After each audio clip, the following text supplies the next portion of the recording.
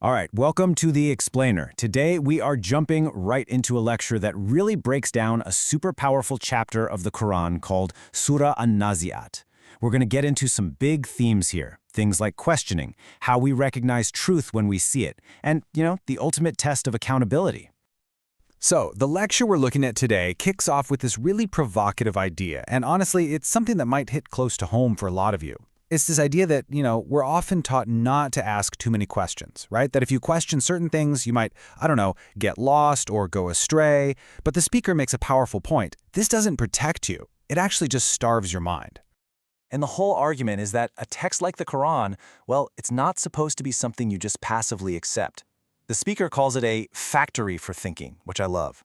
The whole point is that it's supposed to give you that intellectual fuel, that food of thought, so your mind can actually grow instead of, being left hungry. And that right there, that's the foundation for this whole explainer.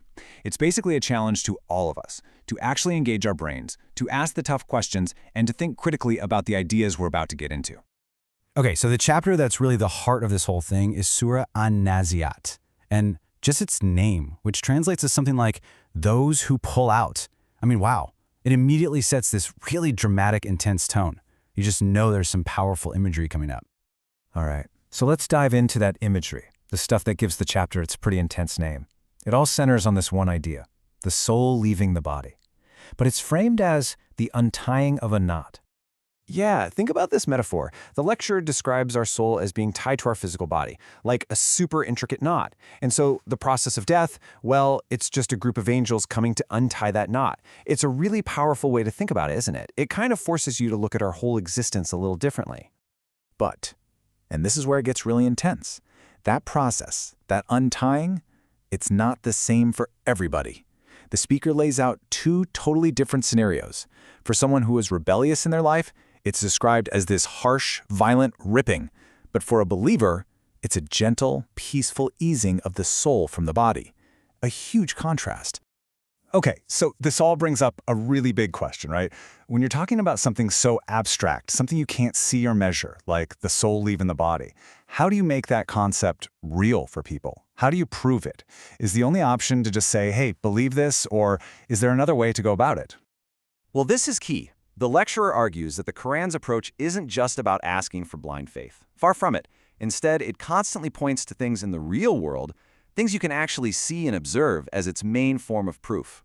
And to make this point crystal clear, this difference between just making an argument and seeing a real result, the source gives this brilliant analogy. So picture this, you're on a train and a huge argument breaks out about where it's going. One guy's absolutely convinced the train is heading to Niagara. Another person is just as sure it's going to Ottawa, and they both start arguing, right? They're using the position of the sun, the direction of the wind, the type of trees outside. They're presenting all their proof, and maybe one of them even sounds more convincing, like they've won the argument. But then the train pulls into the station, and the big sign says, Ottawa. Game over. The debate is done. And that is the key takeaway from the analogy. That station sign, the real, tangible, undeniable result, is so much heavier than any of the arguments that came before it. Once you see the result, the debate just evaporates. It's over. So according to the lecture, this is the yardstick the Quran uses over and over. It's not just saying, hey, believe me. It's saying, hey, look around you.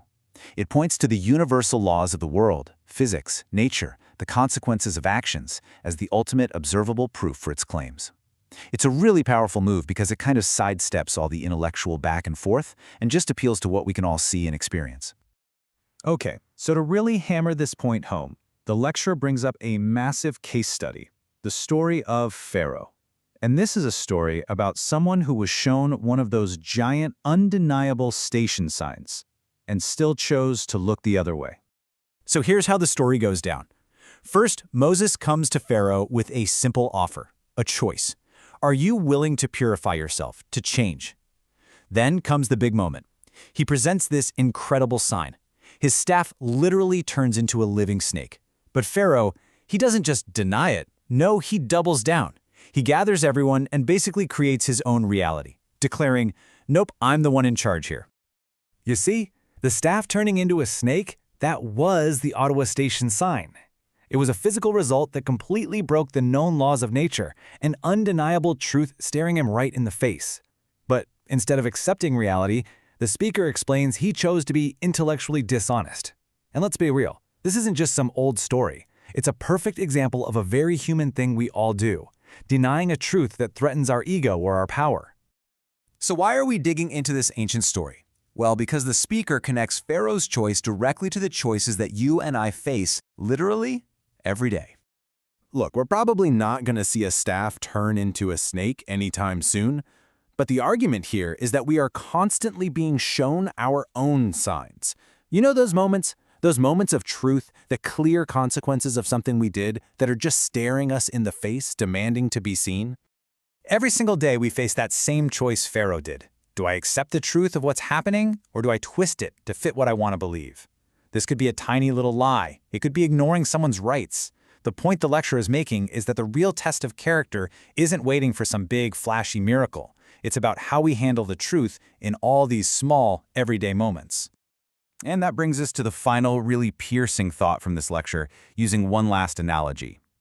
Think about when you're driving and you see a big, bright orange sign that says "Road closed ahead." Seeing the sign is one thing, right? But what actually matters is whether you slow down and find another route. So the question it leaves us with is a tough one.